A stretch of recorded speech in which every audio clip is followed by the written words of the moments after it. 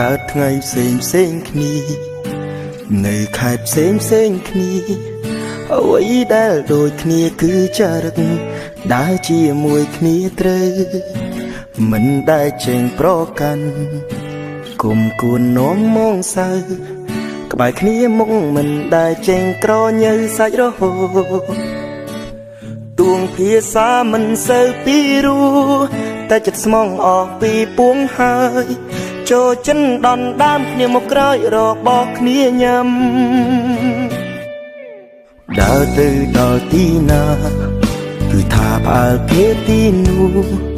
មួយម៉ាត់ចេញទៅមិនទាន់ទាំងជ្រុះក៏មកវិញទុំមិនចង់ឈរមិនដែលហើឈ្មោះគ្នាពិតបាញ់មិនដែលអង្គ្របពេលខ្លាំងភ្លេញខ្លួនដល់ថ្នាក់ធ្លាប់ហៅមកទេឯងចែករំលែកទាំងសុខទាំងទុក្ខជួយទំនុកពេលដែលខ្វះខាតពីភពលោកពិនជាស្រស់ស្អាតពេលស្គាល់ពួងឯងអរគុណព្រំលីខិតឲ្យខ្ញុំជួបមនុស្សល្អ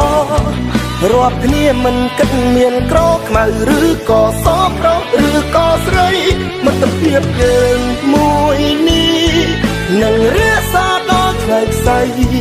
ទៅមុខមិនថាទោះជួបរឿងអ្វី